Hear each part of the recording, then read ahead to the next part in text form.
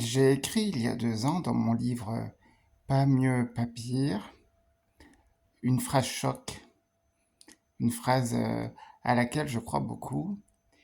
Et cette phrase était la suivante. J'ai bien moins peur de la mort que de me retrouver prisonnier de mon propre corps. Alors qu'en est-il 2 ans plus tard, alors que se dessinent devant moi les portes de cette prison que je redoute tant?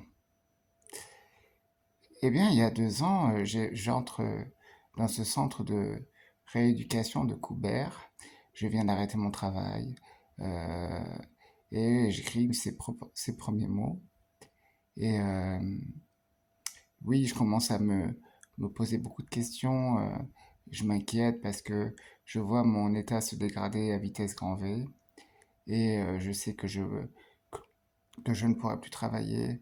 Je me pose des questions sur mon avenir, sur ce que je vais devenir, sur ce que je suis prêt à accepter et ce que je redoute, parce qu'il y a des épreuves qui se profilent devant moi, notamment le fauteuil roulant, voilà, la perte de mon autonomie. Euh, donc il y a tout ça qui me fait très peur. Et malgré tout, bon, euh, je continue à vivre et à profiter de chaque journée. Et arrive 2025. 2025, c'est une année terrible, hein, puisque je perds l'usage de mes jambes.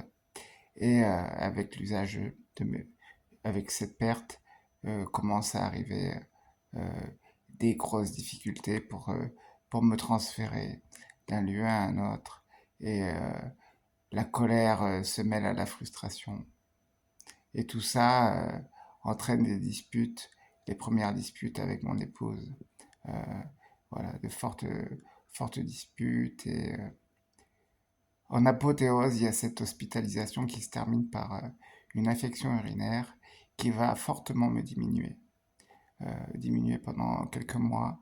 Je perds aussi en partie l'usage de ma main et de mon bras droit, ce qui me mine le moral.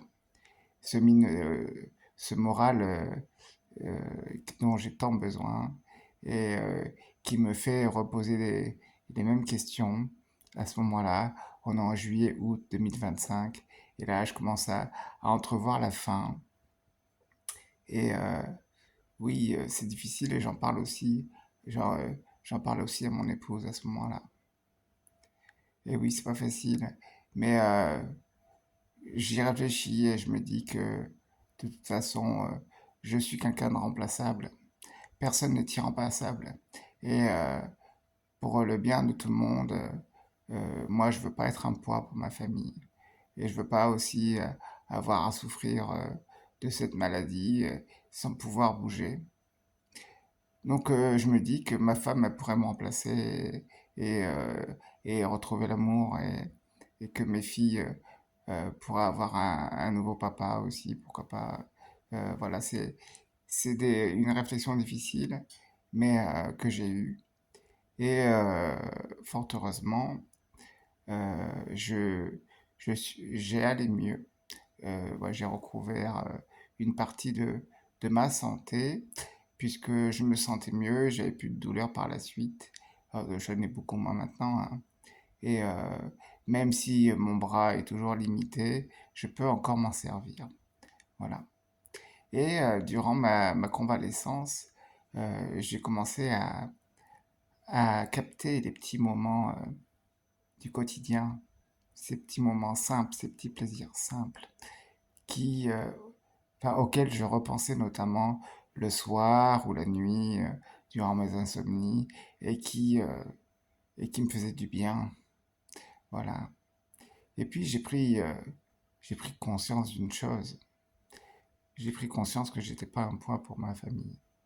J'ai pris conscience en, en voyant dans leur regard à toutes les trois, euh, non pas de la pitié, non pas de la tristesse.